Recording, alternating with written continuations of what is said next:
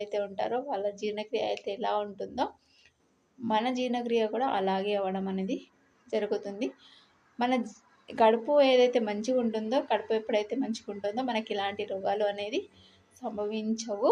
కాబట్టి ఈ అలోవెరాను 3 to 4 months యూస్ చేసి చూడండి.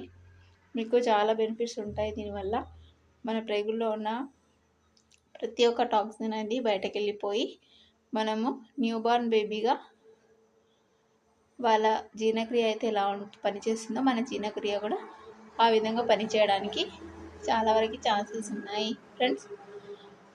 చాలామంది ఏమనుకుంటారంటే మన దగ్గర